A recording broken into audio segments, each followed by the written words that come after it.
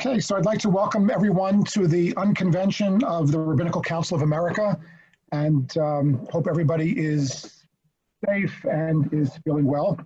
I would like to thank Rabbi Dr. David Fox for graciously accepting our invitation to speak with us today. Rabbi Fox is a forensic and clinical psychologist, a Rav in Los Angeles, a Dayan in the Batei Din in Yerushalayim, and Director of Interventions and Community Education at Project Chai, the Crisis Intervention, Trauma, and Bereavement Department of Chai Lifeline. Dr. Fox, thank you so very much for addressing us today. Thanks, and I am honestly honored to be part of your unconvention, as unconventional as it may be. And thank you for including me in what I hope will be for all of the workshops, a rich and beneficial program. Let's start with the reality that we are all going through, throughout the world, Jewish and non-Jewish communities alike, we're going through what we consider scientifically a catastrophic trauma interval. And trauma, by definition, means that a person or people are having an experience for which they have no reference point. They have no memory of having ever gone through something quite like this. And so consequently, they don't have a roadmap, they don't have a plan, and the brain itself, even in the circuiting of the brain, doesn't have a reflex, doesn't have a reaction for coping, but rather has a reflex which is not to cope. And each of us in different ways, whether physically, whether cognitively, whether emotionally, whether behaviorally, or whether spiritually, or in a cluster of those dimensions, we're all normally reacting. It's not normal not to have some reaction, regardless of how competent we are, how mature we are, no matter how bright we are.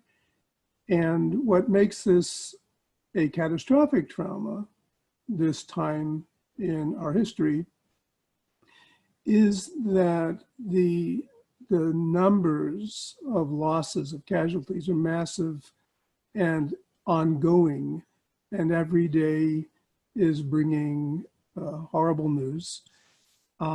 That's what makes it catastrophic. It's also called a catastrophic trauma because whether we're listening to experts, medical, scientific, political, or otherwise, we see that there are a lot of unknowns, and that leaves us with a feeling of uncertainty about what to expect. And this is a difficult time. I noticed that in Parshas Ve'era, we have that difficult Rashi on the word Kol Magevosai. Kadosh Baruch Hu lets Klal Yisrael, Moshe Rabbeinu, Paro know that he's about ready to unleash all of his magefos. And Rashi, there are a number of different girsos, and what Rashi meant, what he said, where he got it from, is this referring to Barad, is this referring to Makas Bechoros, is this referring to Bitzaron, which is not really the name of a particular plague. But if you look through the Meforshim, they all speak about what makes this a magefa is it's one thing after another.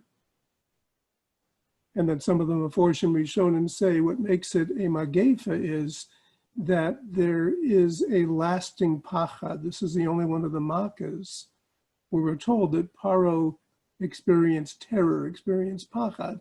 And so some of the Rishonim write that it's an enduring pachad, which means that even though the mak is done, even though the hail has stopped, or the firstborns aren't dying anymore, or whatever the particular makkah is or was, or whether it was a combination of makkahs, but the fact that there was an enduring reaction of pachad after the fact, that's what makes a magefa.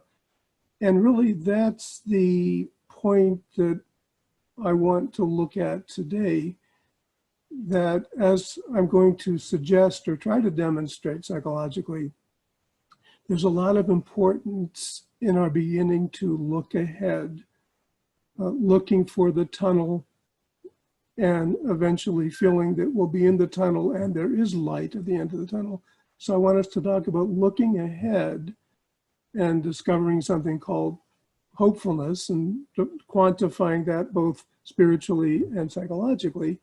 But in looking ahead, let's understand that this has made a roshem, this has made an impact on all of us as rabbanim, or our community members, our spouses, our children.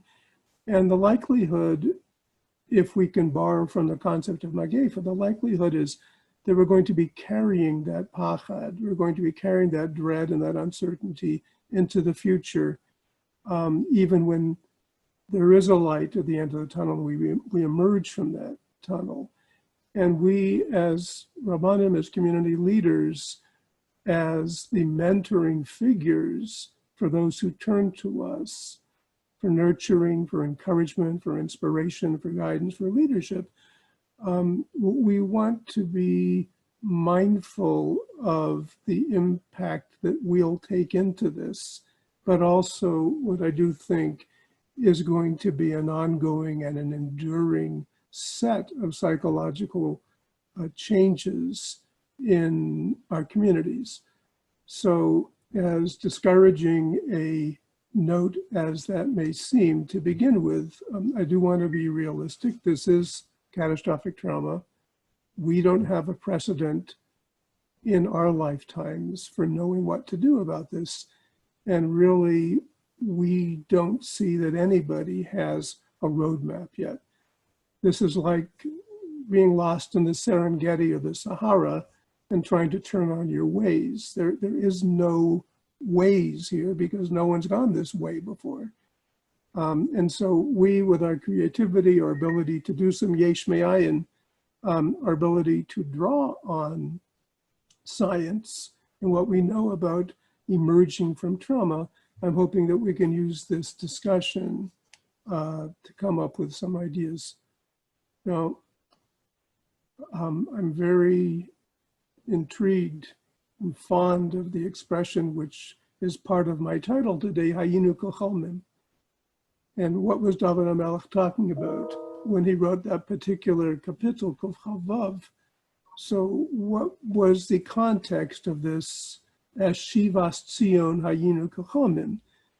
So most agree that Dovid HaMelech wrote this well in advance, yet in anticipation of what was going to happen post-Chorban. So there wasn't yet a Beis HaMikdash in David's times. And since there wasn't yet a Mikdash, there obviously wasn't a Chorban. So clearly he wrote this prophetically, or at least with Ruach HaKodesh, long in advance, and he was already anticipating with glee and with hope that there was going to be a Shivas Tzion. We were going to get out of this, and again, get out of something that hasn't happened yet. But he's thinking with that hopefulness, that anticipation that we're going to get out of this, we're going to get back, and then how are we going to be? Are we going to be back to normal? So Dovid HaMelech says, Hayinu k'cholmim, we'll be like dreamers. So if you take a foray into some of the Meforshim Rishonim, so we see two discrete views of what that Hayinu k'cholmim means. Firstly, what are the dreamers? And it's written a little bit in past tense. Hayinu k'cholmim, we were like dreamers, as opposed to Niyah k'cholmim, will become like dreamers.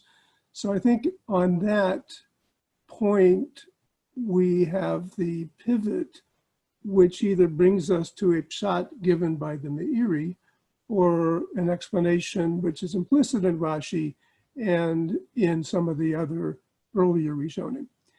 And namely, the Meiri has it that the Hayinu k'cholmim, we were like dreamers, meant that people, once there is the Shivas Tzion, there's this Geula, there's this emergence from the terror and from the horror, when there's this getting out of it, well, we're going to look back at everything that we suffered and it's going to feel like a bad dream.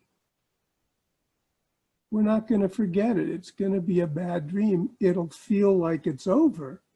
It'll have come to a close, but it's still going to be a bad dream. Hayinu kachomim will emerge from that, and we'll know that it's done. It'll seem like it was a bad dream, but it was a nightmare. And this, I think we have to look at that meiri and recognize that there are going to be people, maybe we will be among them, that when this is over, it's still going to be a bad memory. And our communities are going to be carrying that. That is one of the tragic realities of trauma. You don't just shake it when it's over. The whole concept we hear bandied about post-traumatic stress disorder. So not getting into that clinically, but really what that means is that when people have been traumatized, their brains are affected. The wiring in the brain gets affected in a number of different places. And it not only takes a lot of time to work that through, but it takes working through it to get past it.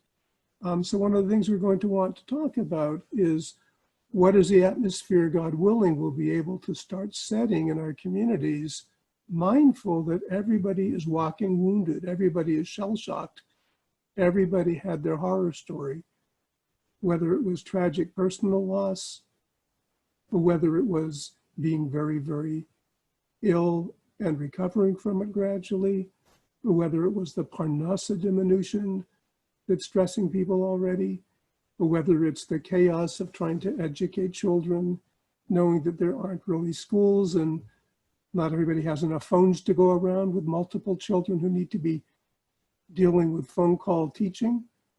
And then the Zoom fatigue that we're talking about now, that people are just so inundated with looking at a screen that it's actually triggering hyperactivity and or depression in people. So we're going to have to look at the hayinu kochomim, getting past the nightmare. The people aren't just going to snap back into the new normal. In fact, I have a patient who's very high up in the Catholic Church, has been a patient of mine for many years, who introduced recently in a session an interesting expression that they're using in Catholicism. The priests aren't talking about the new normal, they're talking about the new abnormal, because we've forgotten about normal already. What we're doing right now is abnormal, and then the daivonenu, there's going to be a new abnormal. So let's talk as we move on about this meiri, and let's talk about what we can do practically with guiding our communities who are going to be dealing with the aftermath of nightmare.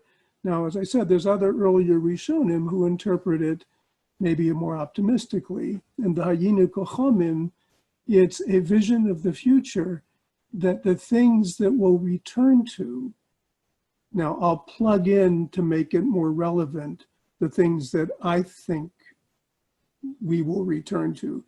But when we return to being able to breathe in fresh air when we walk near people, and when we return to some semblance of stable parnasa, and when we return to not being quite as cautious about the food that we eat, and not being so hyper scrupulous about washing and touching ourselves or other people or shaking hands.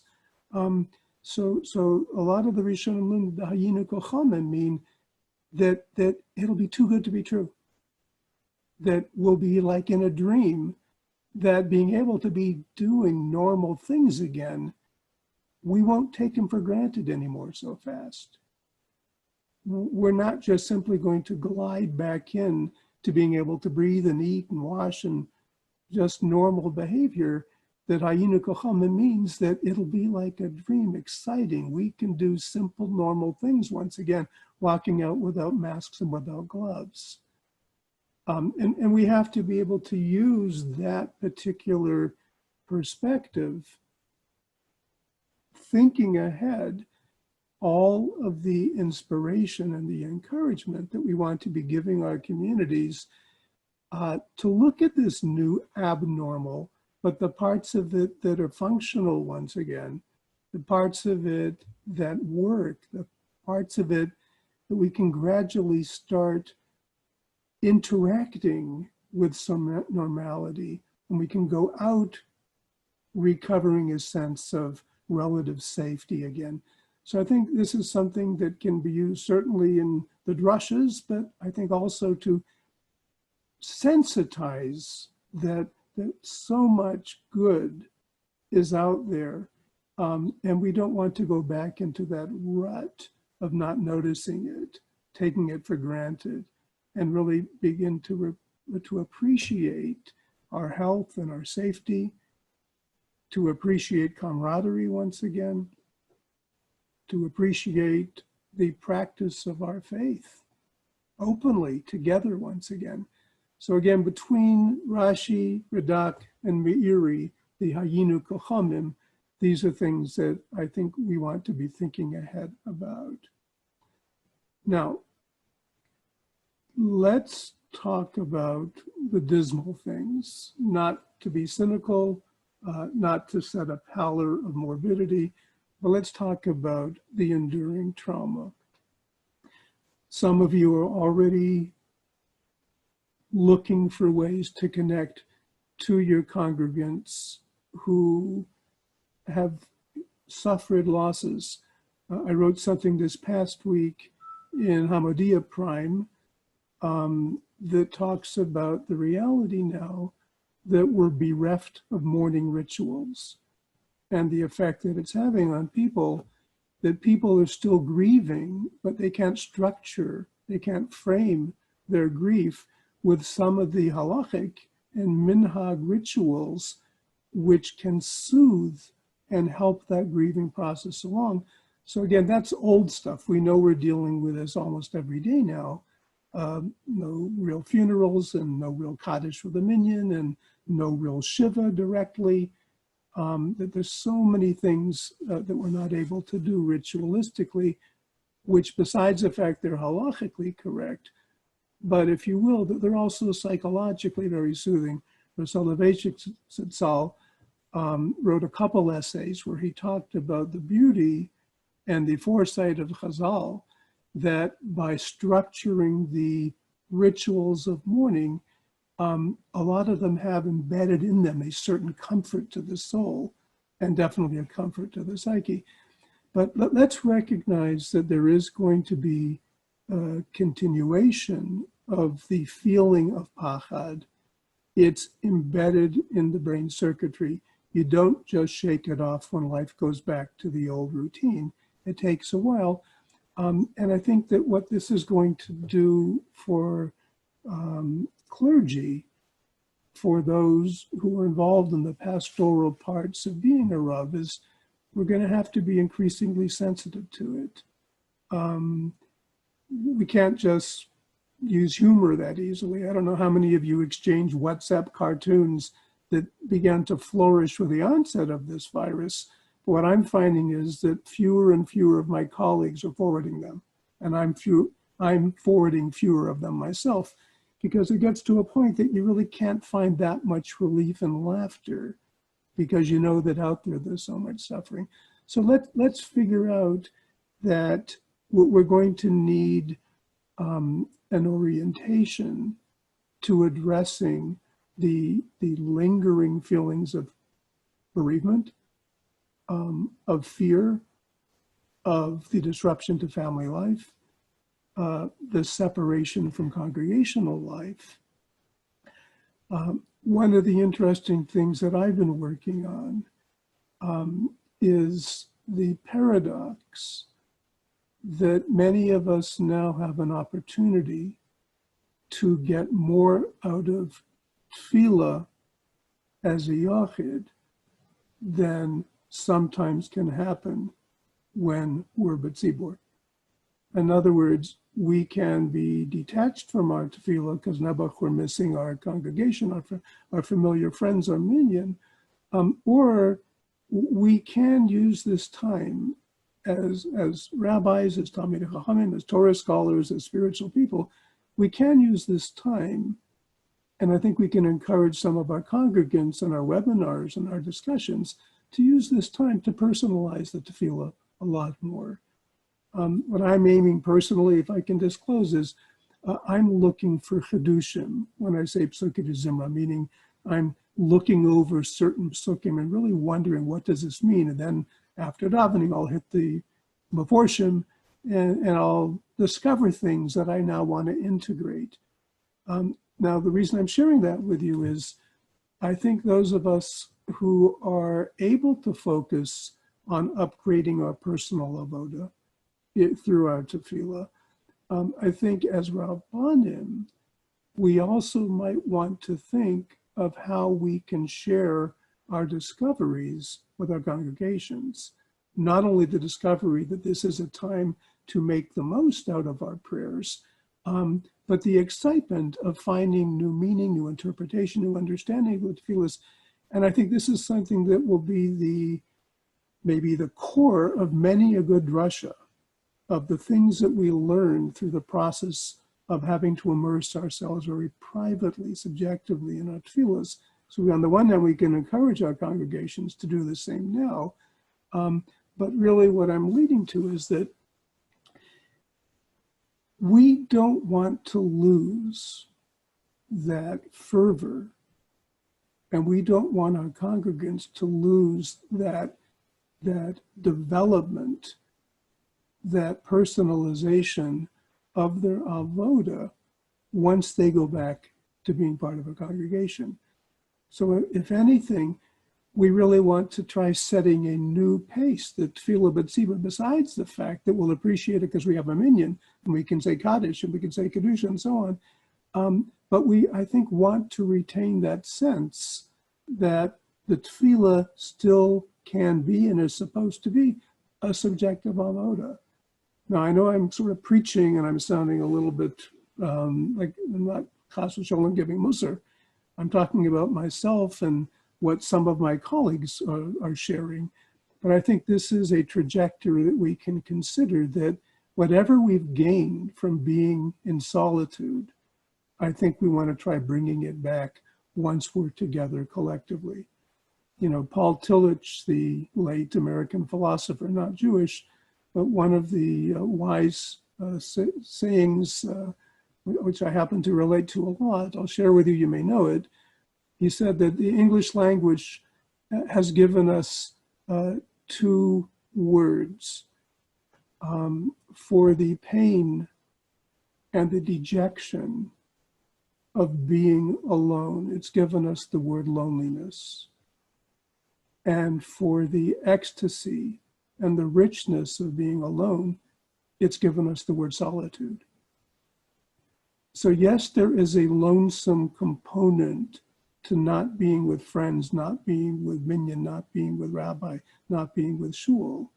But there is an opportunity to really embrace the solitude of our avoda. I think we want to be doing it. I think we want to be encouraging our congregants to doing it. And I think in terms of far-reaching hayinu kochomim, I think that we want to see if we can help them maintain the gains of solitude, even once, God willing, we reunite as a tzibur. I want to talk about something else, and I want to look at another paradox. And it's the paradox of mindfulness versus hopefulness. And the reason I want to talk about this is this also, I think, can play in favorably as we start thinking ahead about the holmim, about the dreamful experience of being past this and out of this dread.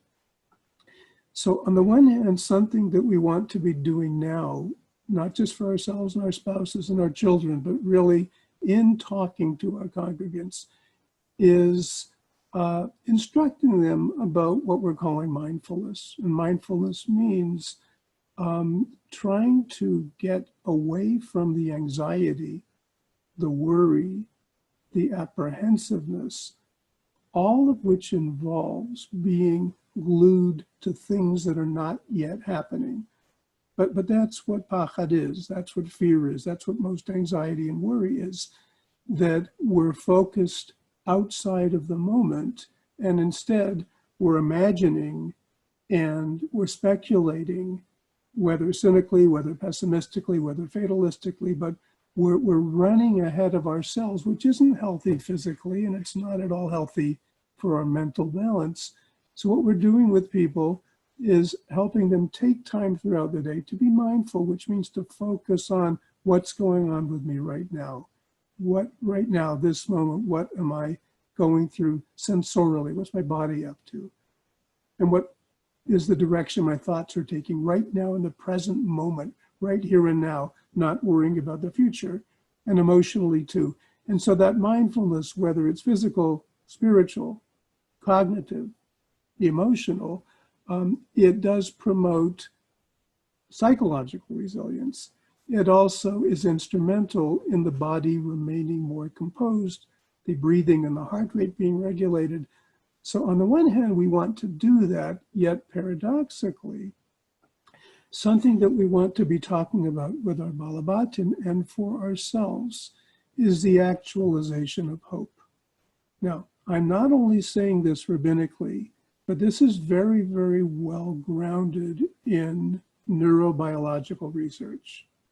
So I'm telling you a chiddush, not in a pshat chiddush, but I'm telling you some science, which I think is important. It begins actually with a medrash, one of my favorite midrashim, and this is the bracha that Yaakov Avinu in Vayechi gives to Shevet Dan. In 3 words, Lishuascha kivisi Hashem. Hashem, I hope for your saving us. Now there is an alternative meaning to Lishuascha. I don't want to get into it, it's very mystical, but the simple meaning is Lishuascha kivisi Hashem. The word kivisi is from the word that we take the word mikvah, the word we take tikva, which means to have hopefulness. So there's this wild, exciting medrash that says, Hakol b'kivoy. Hakol b'kivoy. Everything in life that's important hinges and depends on our working on kivoy. And kivoy means the process of working on or actualizing our hopefulness. And so the medrash, it takes an interesting spectrum. Yisurim b'kivoy. Being able to get through suffering, it hinges on our being able to work out a sense of hopefulness. Yeshua, being saved, b'kivoy.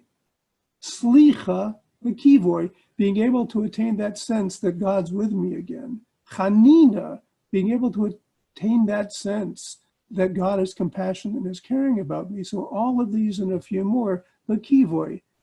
B'kivoy, which means to employ one of those kochos hanefesh, as the Mukubalim call them, the kochos hanefesh, or lahavdil, as a neuroscientist like myself will call them. So one of these neurocognitive variables. And what that means is hopefulness, kivoy. The way I understand it is we have our conceptual bitachon, which means this is something embedded conceptually deep within us. We have our faith in God. We have our trust in God.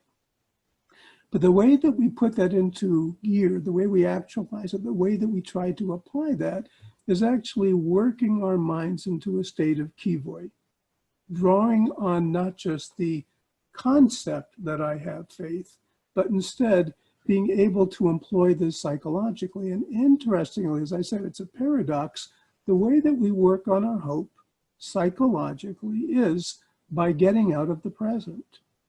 And getting out of the present means we actually work ourselves up cognitively into having imaginative fantasy about what the future can look like, what the future can unfold, that hayinu kochamim, what will it feel like, what will it look like, how will I think, how will I function? And again, it's that hopefulness, seeing myself in the optimistic possibility.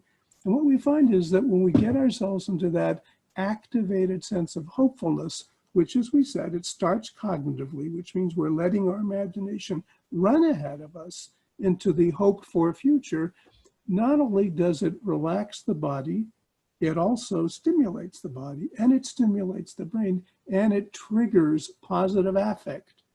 And it actually arouses a particular brain chemical which seems instrumental in lowering depression. So this is something that we want to be practicing. I'm saying this now purely clinically. This is what I'm telling my patients. This is what I'm telling myself, that we do want to work on hakol b'kivoy. We do want to spend time every day teaching our children, teaching our spouses, to work on the positive possibilities and using that constructive imagination. It's employing parts of the brain that otherwise get this stranglehold on misery and anxiety.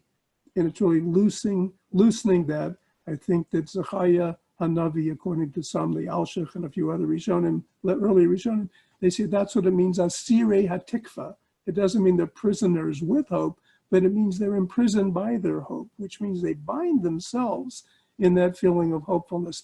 And this is something we want to talk about with our balabatim. A lot of people, because of the dread, because of the pachad, they're really afraid to be hopeful. And that has engendered this feeling, this pallor of morbidity and this cynical sense that we're not going to get out of this, it's not going to get better. And all you need to do is pay attention to the news from minute to minute, and there's always something coming up that makes it look like this is not going to stop. And I think it's not going to stop quickly. And I don't think it's going to stop completely quickly. But Be'ezus Hashem, Yisurim Bekivoy, there's going to be a way gradually through some of this. Okay, so that's a tool that I think we want to practice, that we want to teach. Let's take a look now, going a little into the future. What do we think Hayinu Kochomim, when the nightmare's over and we're beginning to start taking a look at the new abnormal? So what do we want to be doing with our congregations? Something that I've been writing about and lecturing on webinars about is that our term we use in philosophy is our assumptive reality has changed, which means that things that we've always assumed about life, about self, about safety, about health, about relationships. So a lot of these assumptions we've always had about the things that just are part of reality, things that we don't have to think about, we do reflexively because they're always going to work and they're always there. So these have changed. And that's a real jolt to the ego. That's also a real jolt to the brain. When things that always worked don't happen anymore. When things that were just part of our assumptive reality are no longer part of our day-to-day experience. And again, whether it's interpersonal, like being able to go to shul or to walk to the store, whether it has to do with more emotionally intimate things, but a lot of the things we've always assumed to be part of our reality have changed. And some of those are going to stay changed for a long time. Let's talk about some of them. We have now, maybe for the first time this century, and for the second time since the early decades of the 20th century, we have a lot of orphans. And we have a lot of bereft adults who've lost children or who've lost spouses. And they're going to be, Be'ezus Hashem, they're going to be returning one day, Hayinu Kochomim, they're going to be returning, but that's going to be the nightmare they're carrying with them, that their familial reality isn't the same anymore. It's already a difficulty. I gave a webinar for the OU maybe a month ago. There have been many other ones about just dealing with the elderly who are alone, have lost their spouses, and getting them through Pesach and stuff like that. But it's not just the elderly. We're talking about our age groups. We're talking about our peers. Sometimes we're talking about ourselves, that we're going back into this without that trusted spousal partner, or without the parent, or without the children. And there's a lot of pastoral work that's going to take place. And I do think something that we as congregational leaders have to be mindful of is there are going to be a lot of people who are no longer attached, or don't have anyone to parent them, or don't have anyone to turn to for mentoring, for hadracha, or don't have a child to love anymore. So again, I know this is painting this with a sort of a doomsday bleakness, but I do think it's realistic. I think it's a new reality. And the task that we're going to have pastorally is to step in and to step up, and either to be the parent figure for many, or to organize groups within the congregation, support groups for the widowed, for the bereaved. But I think there's going to be a task that may have been part of some of our clergy life, which likely is going to have to expand.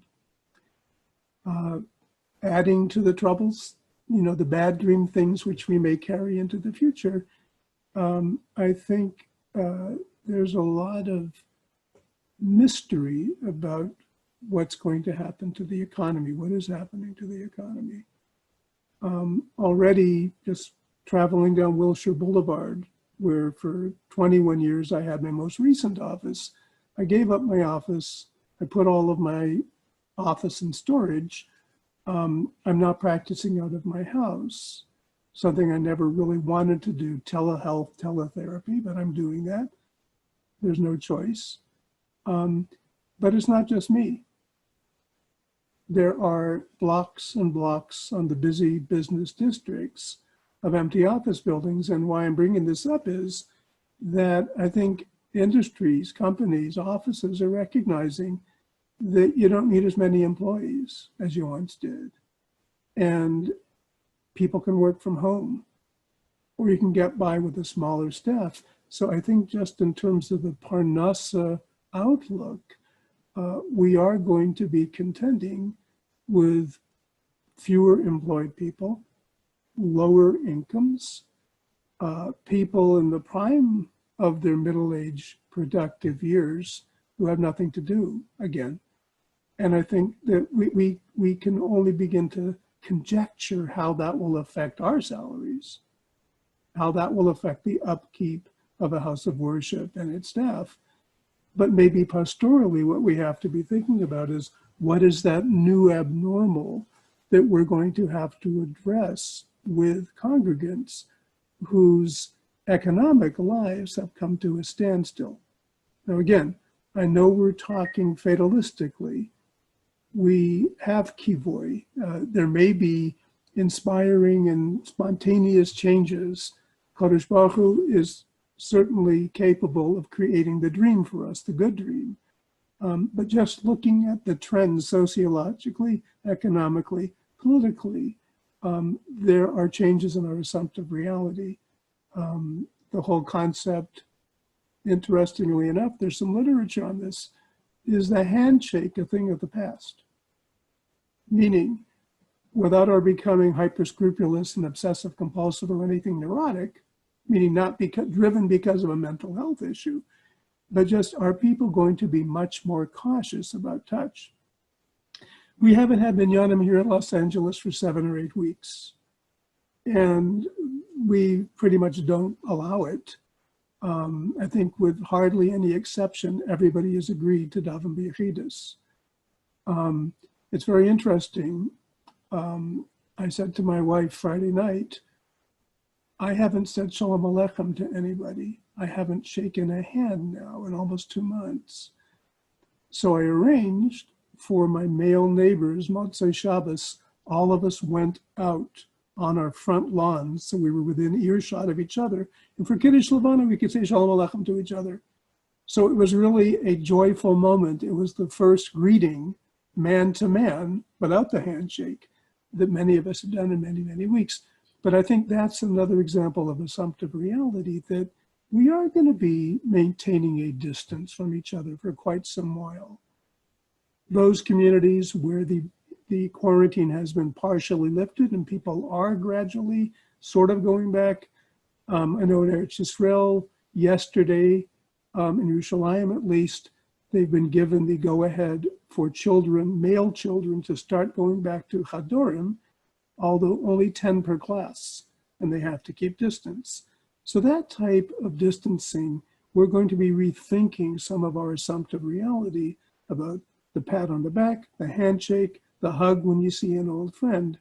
And I think it looks like a trivial issue, but because it's a change in our day-to-day conduct, it's going to make erosion. It's going to make an impact on people.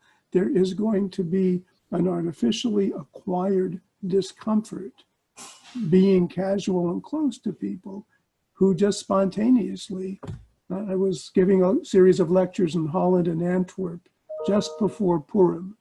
And I discovered that the men in Antwerp, when they see each other, they give 2 hugs, almost like the Moroccans.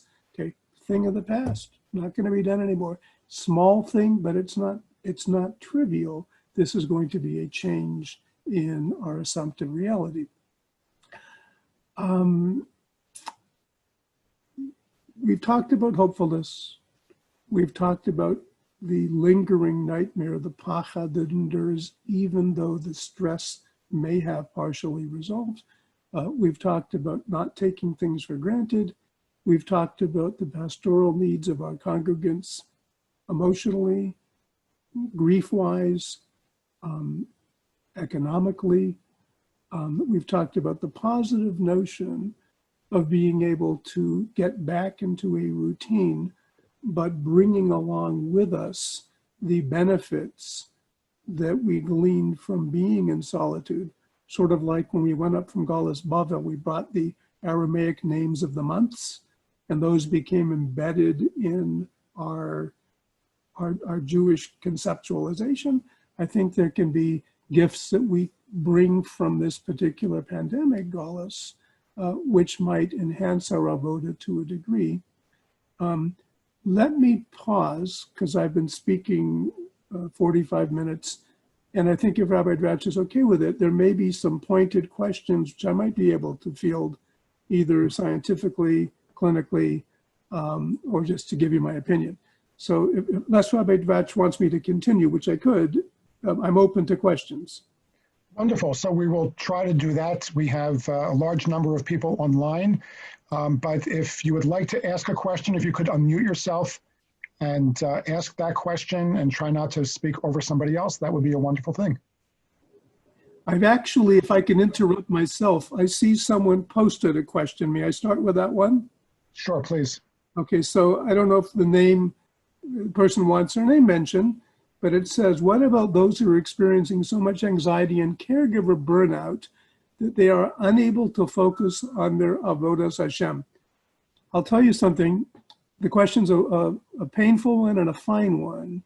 That what about those of us who are so beleaguered by having to be givers, that when it comes to giving to ourselves, that we've got a block? Firstly, a general statement and then an interesting statement. The general statement is, I'm lecturing a lot about this, caring for ourselves right now, chayecha kodmim, caring for ourselves is part of our survival, medically and emotionally. And, you know, the Bala Rokeach says that after the 7 days of Bereshis, HaKadosh Baruch Hu set aside the midah of creating yesh me'ayin, but that people still have it. We still have a yesh me'ayin, and Rabbanim, as busy as we are, we've got to do the yesh me'ayin thing, which means you've got to carve out time throughout the day, even if it's 5 minutes, 3-4 times a day, where you catch up with your breathing, and you clear your mind and you do that mindfulness that we talked about, which means cognitively, affectively, somatically, spiritually, what's going on with me right this minute. You need to do that self-care. It's invigorating. It wakes up the brain. You got to get sleep. You got to have a normal diet, not an overdoing it diet. One of my friends in Eretz sent me a horrible thing today that he says, now that I have been living through this plague, I understand why so many paintings from the Renaissance era show people with little clothes on, laying down on couches, eating. He said that, that he understands that's what so many of us doing, but healthy eating is important, getting daily exercise is important. So we've got to reinvigorate ourselves. But now I'll tell you something very fascinating spiritually. And this is from the Tzioni. I don't mean from a Tzioni. This is from the Rishon, the Tzioni, Rabbeinu Menachem Tzioni, who was a Talmud of the Baal Rokeach. So he writes that when we speak about the Zeir Anpin, we at least know that from Askinu Sudasa on Shabbos afternoon, but the concept in the Zohar of Zeir Anpin, the smaller presence. So he says a lot of times, the reason that God feels like a smaller presence to us is because we're overly saturated with sadness and worry. So he says the concept that God, Kaviyachal, appears to take a miniature sense to us, not as omnipotent, not as present, not as all-powerful. Sometimes that we conceptualize God as just an idea, a Zera Anpin, rather than as a magnificent, majestic presence. It's because of being too downtrodden inside of ourselves. So this question, or what are we going to do? We can't focus on Avodas Hashem. This is something that Kodesh Baruch Hu knows about. He knows. I'm just not trying to be cute or Kabbalistic, but he knows that we're sort of in this bechina of seeing him as Zeir Anpin. It's just this idea, this thing, when we're just saturated, we're that svog that Chazal speak about in Pirkei Avos, the one who absorbs everything. And we are absorbing everything. That's part of our tafkid, our job. But it does limit that sense of feeling inspired or feeling incentive to want to immerse ourselves in the davening. And I think self-care is a partial antidote for that. I actually think making time to learn with our rebbitzins, our wives, can be a partial antidote. Because if you're in the position of being able to learn something, particularly something spiritual, and hear a woman's idea, and then listen to your own idea and to share them without arguing, I think that can also bring back invigoration. So that would be my general answer and my more, let's say, mystically driven answer. But if we're in a Zeir Anpin state, Kodesh Baruch Hu knows it, and the antidote is to take better care of ourselves.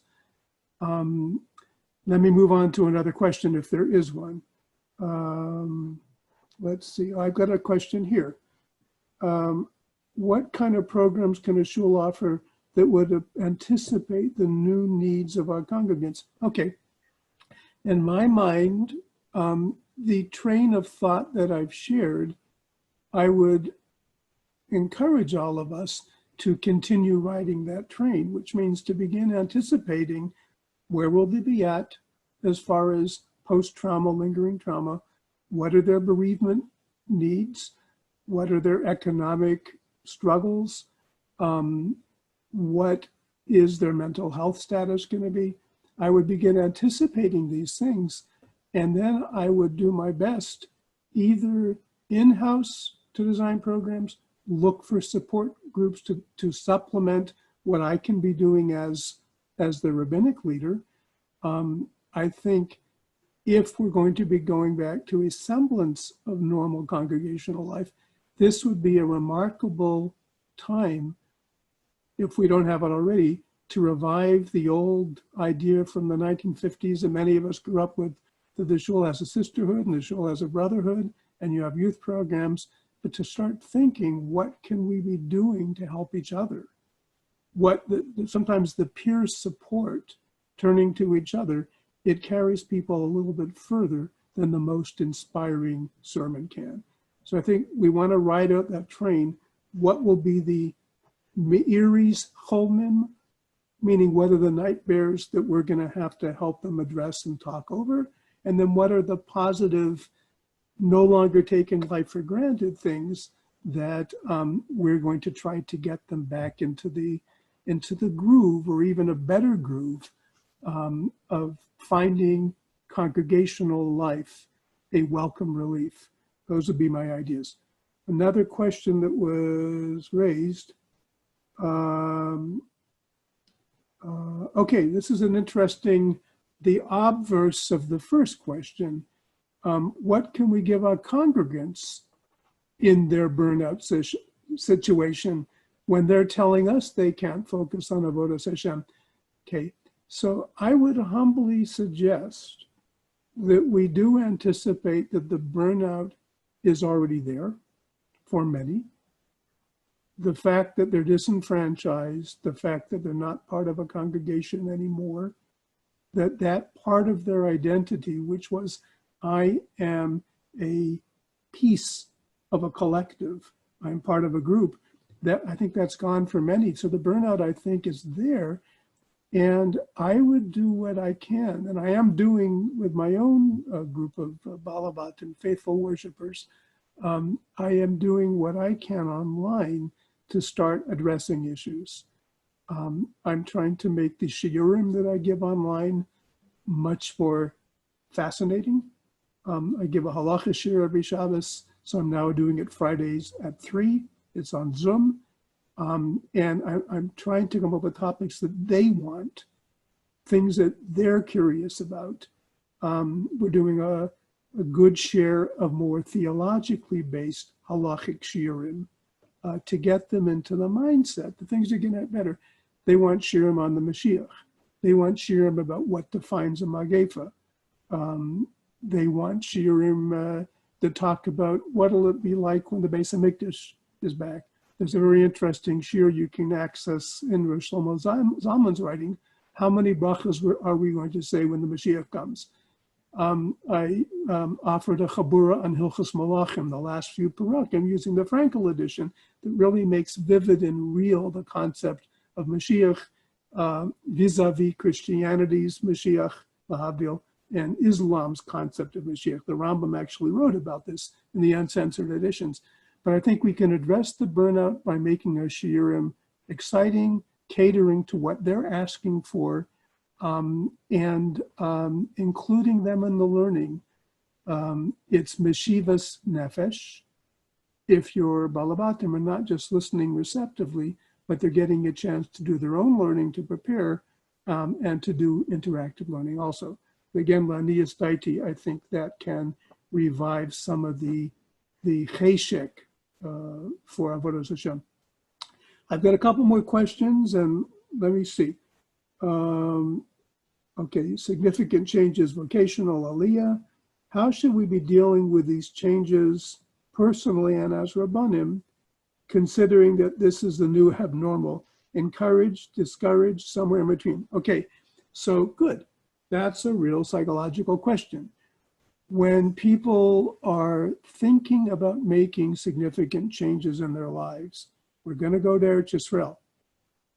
And by the way, there's a medrash in Shir HaShirim in the second capital of Shir HaShirim that says that right before Ben Dovid comes, Mashiach Ben Dovid comes, there's going to be a massive magefa that hits the world, and a lot of good Jews are going to die.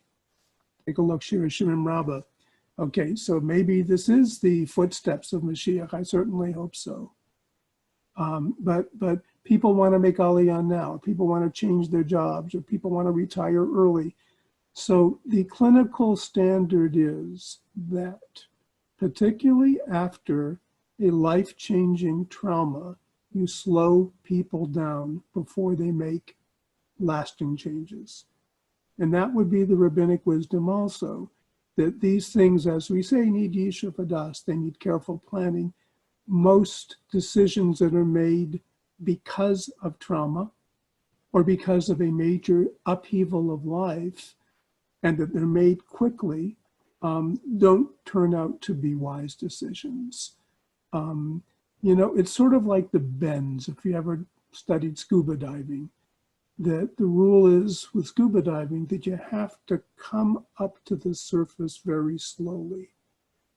You can't just zip up to the surface because your blood vessels constrict when you're underwater, and it takes them a while to expand, and too much oxygen too quick into your blood vessels will actually cause your own person to hemorrhage and die.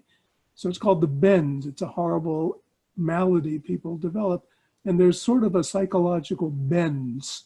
That's what it's called, the bends. There's a psychological bends when people try to make rapid changes.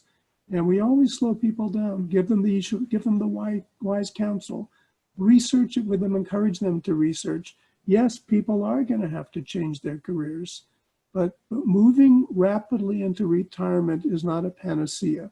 Unfortunately, people who retire, the life expectancy for a great number of them is not more than 5 years. There's a whole neuroscience to that for another discussion, but slow them down, encourage their enthusiasm and reinforce it, validate their interest in looking for constructive change, but lasso them in, as we say out west, get them to slow down, be methodical about it. No impulsive change is psychologically healthy. Okay, any recommendations for further reading within Hasidus, other realms of the Torah, even within the world of neuroscience, something that laity in this world, Rabbanim, can comprehend? Okay, so what I'm going to offer, because that's a long discussion, and I do have some suggestions, both in Kodesh and in Chol. Anyone who would like can email me, and I can offer resources and literature. And you can email me easily. It's either at dfox, D as in David or Dovid, dfox @highlifeline.org. Or if you want to be more personal, you can send it to me personally at Prof. Fox, P-R-O-F, like Professor Fox, F-O-X, P-R-O-F-F-O-X, at AOL. They'll both get to me. And B'li Neder, I will gladly respond. Okay, I think we have a little bit more time. Are there other questions? Rabbi Dratch, did you want to direct anything in my way? Is there anybody who has any questions? You can send either by chat or just unmute yourself. Okay, so maybe there are a couple of things you would like to share with us, Dr. Fox, that maybe you haven't shared yet, or we could end it this time. It's up to you. Oh, something just came through. Oh, was a thank you. Okay. What a disappointment. I wasn't looking for thanks. I was looking for questions. Yes, actually, I'm not fooling you, but even that statement, thank you for this excellent presentation, let me make it clinical. And let me tell you something valuable. There's some interesting brain science, neuroscience about this. It's not intuitive, but you'll appreciate it and you'll implement it, I hope. And that is that when the brain is anxious and or depressed, which is what happens when we're exposed to this recurring ongoing trauma, which is the Magefa definition you'll find in the Rishonim in Parshas Ve'era. The expression of gratitude, oddly enough, seems to start the rewiring of the healthy brain. Probably what that's about is that if I am feeling heavy and burdened and I'm depressed, so depression is a very, very private experience, which means it's happening deep inside of me, and looking for things that are positive, looking for things that I'm thankful for or grateful about, and then pushing myself to express it to someone, pushing myself to put it into words, it seems to jumpstart some of that heaviness. And it actually seems to be instrumental in rerouting some of that brain circuitry away from the part of the brain that's got, as I said, it's got the emotions in a stranglehold. It loosens it up because you're pushing yourself to think positively which sort of schleps into the cognitive hemisphere, the other half of the brain, all of that negative emotional energy. So expression of gratitude actually is somewhat of, it's a partial remedy for some of the heaviness.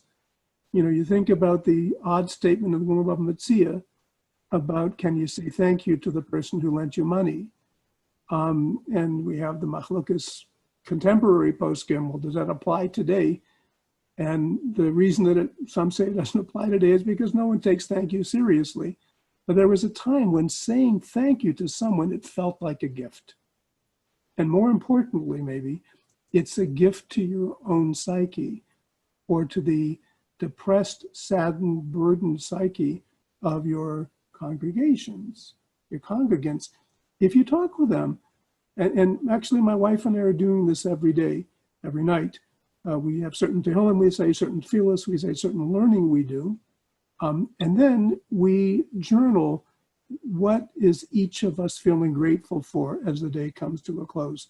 Whether it's saying that, you know, that we're still healthy, or that our children made contact with us, or someone did something nice and we appreciated it, or we did something nice for someone else and they accepted it.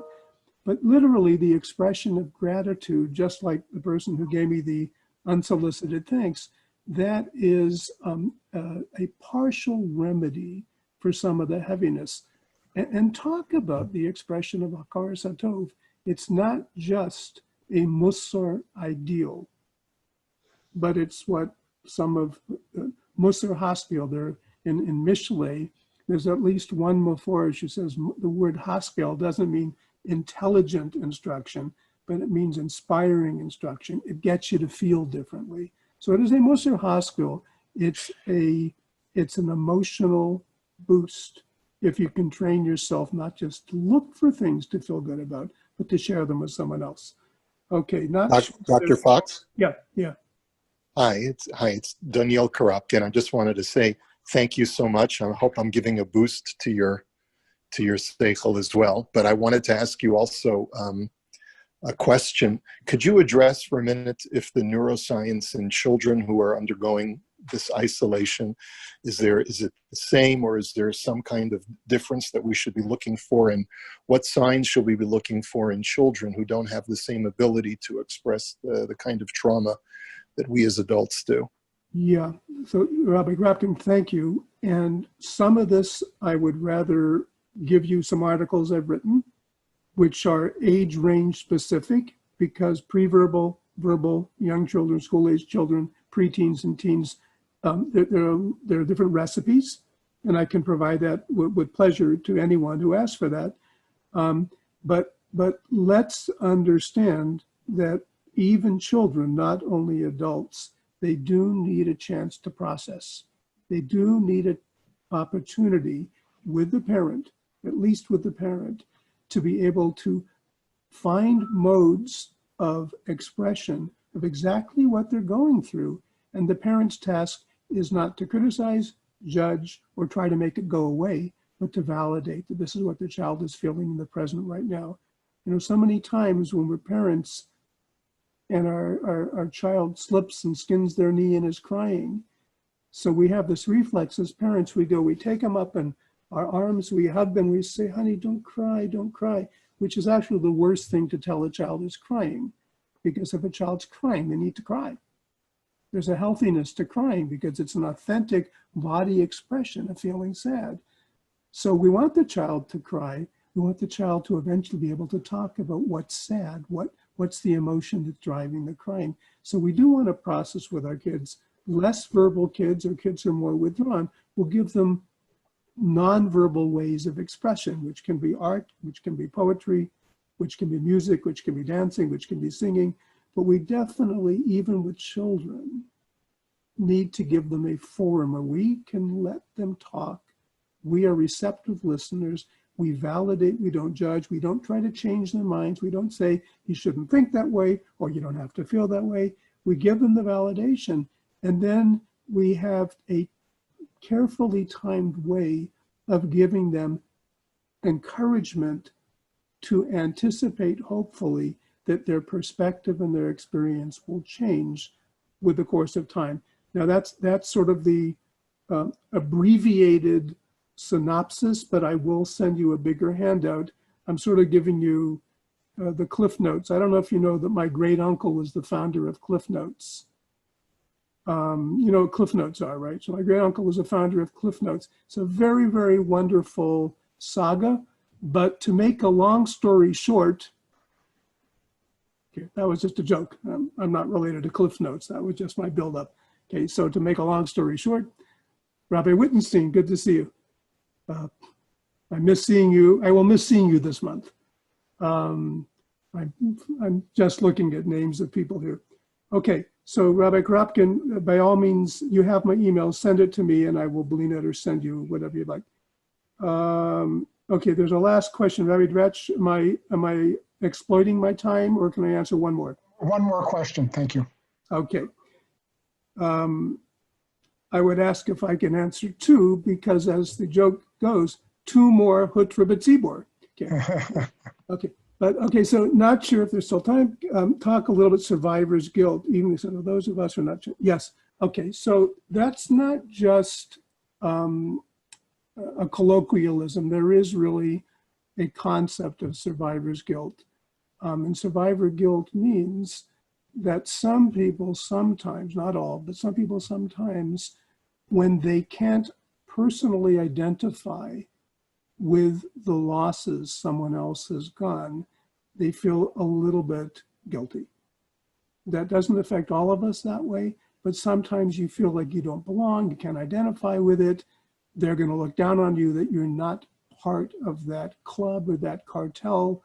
You're alien to it. They're going to think you're not sensitive. And that is something that some of us who, thank God, have been spared losses might trouble ourselves with. Most of the time, the reality is it's our own projection, which means it's a mechanism that we use in a sort of self-defeating way. But most of the time, you do have that power differential, which is a psychological term. I've written an article. I'm waiting to see if it gets published. It's a long piece on the rabbi as role model, but I speak about this power differential. And power differential means that your congregants, generally, they'll see you as having power. They're going to see you as having your life together, as having wisdom that they don't, as having a composure they don't, as having knowledge that they don't, having skills that they don't. And unless you actively disabuse them of that impression and actively stumble and convince them that you don't have any idea what to talk to them about, they're going to believe you, and that's half of the work. So if you project your compassion and your genuineness and your receptiveness to listening non-critically to them, and you offer them guidance cautiously, meaning not just your pat answer as if they think that you're giving them a canned script, but you're really tailoring your suggestions to them. Most people who are bereaved, they're not going to look at you in a condescending way as if you can't relate to them. Now, it is true, Yirmiyahu Hanavi says, Anecha im yesh machov kamachovi. Can anyone really appreciate what I'm going through? Does anyone really hurt the way that I hurt? Sure, in the depths of every agonized person, there is that belief that their suffering is unique because it's unique to them. But in terms of that becoming a weapon, that they're going to doubt your sincerity, or they're going to look at you as you don't really have an idea of what they're going through, they'll trust your genuineness. They'll see the compassion in your eye. And as long as when you're talking to them, you're not constantly looking at your watch or looking off into the distance, I don't think the survivor guilt will be obstructive to being a warm and caring rabbi.